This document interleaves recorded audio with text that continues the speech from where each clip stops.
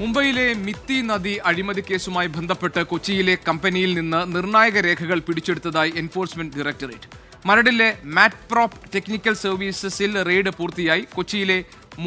കൊച്ചിയിലും മുംബൈയിലും അടക്കം 15 ഇടങ്ങളിലാണ് റെയ്ഡ് നടന്നത്. ശ്രീനാഥ് ചന്ദ്രൻ മുംബൈയിൽ നിന്നുണ്ട് വിവരങ്ങൾ നൽകാൻ.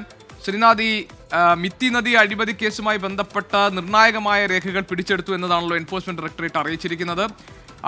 എന്താണ് ഇഡിക്ക് ഈ കാര്യങ്ങളിൽ എത്തിച്ചേരാൻ കഴിഞ്ഞിട്ടുള്ള നിഗമനം?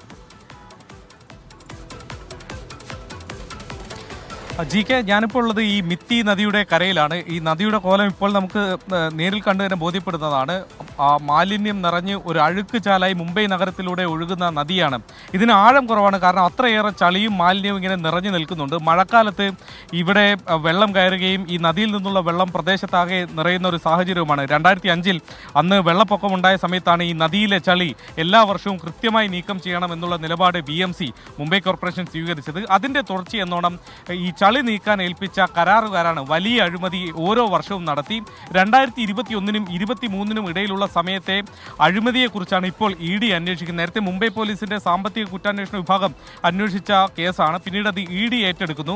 65 കോടി രൂപയുടെ അഴിമതിയെങ്കിലും ഇതുമായി ബന്ധപ്പെട്ട് നടന്നു എന്നതാണ്. അതായത് ചളി കൃത്യമായി കോരാതെ തന്നെ വലിയ ബില്ലുകൾ എഴുതി BMCയിൽ നിന്ന്, കോർപ്പറേഷനിൽ നിന്ന് പണം തട്ടി എന്നതാണ്. അതിൽ മുംബൈ കോർപ്പറേഷനിലെ ഉദ്യോഗസ്ഥരുണ്ട്, ഇടനിലക്കാരുണ്ട്.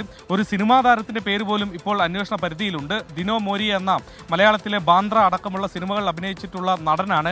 ഇയാൾ ഈ ഇടനിലക്കാരുമായി നിരന്തരം സംസാരിച്ചിട്ടുണ്ട് എന്നുള്ള വിവരങ്ങൾ ലഭിച്ച്, ഫോൺ രേഖകൾ ലഭിച്ചതിനെ തുടർന്നാണ് ED ഇന്നലെ 15 ഇടങ്ങളിൽ റെയ്ഡ് നടത്തിയപ്പോൾ ഒന്ന് ആ നടന്റെ വീടും ആയത്. ഏതായാലും കൊച്ചിയിലും റെയ്ഡ് നടത്തിയിട്ടുണ്ട്. മാറ്റ്പ്രോപ്പ് എന്ന കമ്പനിയിലാണ്, മരടിലുള്ള കമ്പനിയിലാണ് റെയ്ഡ് നടത്തിയത്. ഈ കമ്പനിയിൽ നിന്ന് ഈ കരാറുകാർ ഈ ചളി നീക്കാനുള്ള ഉപകരണങ്ങൾ വാടകയ്ക്ക് എടുത്തു എന്നതാണ് ഈ അന്വേഷണത്തിന്റെ പരിധിയിൽ ഈ കമ്പനിയെ കൊണ്ടുവരുന്നത്. ഇതിലൂടെ അഴിമതിയുടെ പങ്ക് ഈ സ്ഥാപനത്തിന് കിട്ടിയോ എന്നുള്ളതാണ് അന്വേഷിക്കുന്നത്.